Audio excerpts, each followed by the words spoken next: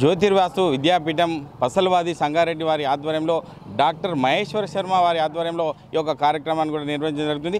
దీనికి సంబంధించి ఈ యొక్క నిర్వాహకుడు తోపాజీ కృష్ణ ఉన్నారు. సార్ చెప్పండి, అంటే ఎక్కడి నుంచి తెస్తున్నారు రాత్రికి సంబంధించి, అంటే ఎక్కడికి తీసుకెళ్తున్నారు మీరు? ఇప్పుడు సంగారెడ్డిలో ఇది చారిత్రాత్మకమైన ఘట్టం. ఇటువంటి కార్యక్రమం మహా అద్భుతమైన కార్యక్రమం.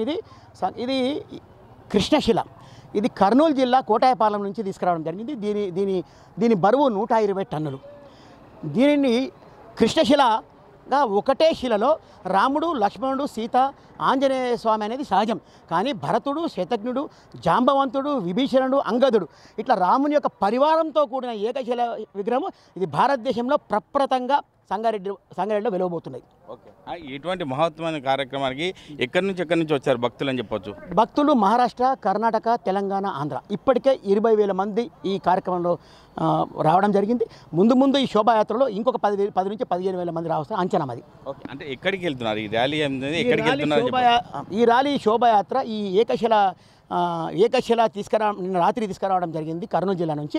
ఇప్పుడు సంగమేశ్వర దేవాలయం దగ్గర నిలబెట్టి ఇక్కడ నుంచి మహేశ్వర శర్మ గారి సిద్ధాంతి ఆశ్రమం ఏదైతే ఉందో జ్యోతిర్వాసు విద్యాపీఠం ఆశ్రమంకు రాత్రి 9 వరకు ఈ శోభాయాత్ర పాల్గొంటారు. ఓకే, ఈ కార్యక్రమాన్ని ఎక్కడ కూడా జరగని పరిస్థితి ఉంటుంది కాబట్టి ఈ యొక్క సంగారెడ్డిని చేయడం వల్ల మీరు ఏం చెప్తారు సార్ ఆ విషయంలో భక్తులకు? సంగారెడ్డి ఆధ్యాత్మిక కేంద్రంగా జరిగిపోతుంది. సంగారెడ్డి అనేది ఒక వైకుంఠపురం కూడా. ఈరోజు సంగారెడ్డిలో అద్భుతమైన ఆలయాలు ఉన్నాయి. అలాగే షిరిడి ఆలయం ఉంది. అలాగే రాముని మీకు ఇంకోటి చెప్తున్నాం, భద్రాచలంలో ఏదైతే రాముడు సీత ఉన్నాడో ఈడ కూడా సంగారెడ్డిలో రామాలయం కూడా స్వయంభూ వెలిసిన రాముడు సీత ఉన్నాడు. కాబట్టి సంగారెడ్డి మొదటి నుంచి ఆధ్యాత్మిక కేంద్రమే. అందులో ఇది మళ్ళీ రాబోతున్నందుకు ఇంకా దానికి పరిమితమైన ఇంకా మంచి మెరుగు అవుతున్నది కార్యక్రమం. ఒంగోలు నుంచి కోటాయంపాలెం నుంచి ఈ యొక్క విగ్రహానికి 120 టన్నులకు సంబంధించి ఈ యొక్క తీసుకురావడం జరుగుతుంది. ఈ యొక్క ర్యాలీకి సంబంధించి సంగమేశ్వర ఆలయం నుండి పసల్వాదిలో ఉన్నటువంటి ఆశ్రమానికి కూడా తీసుకువెళ్ళడం జరుగుతుంది. ఇది ఎంతో చరిత్ర గల గొప్ప విషయం.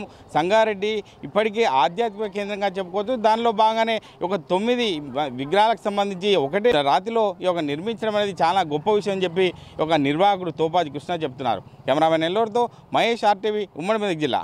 మరిన్ని వీడియోస్ కోసం ఛానల్ ని సబ్స్క్రైబ్ చేయండి. లేటెస్ట్ అప్డేట్స్ కోసం వాట్సాప్ ఛానల్ ని ఫాలో చేయండి. అండ్ లింక్ డిస్క్రిప్షన్ లో ఉంది.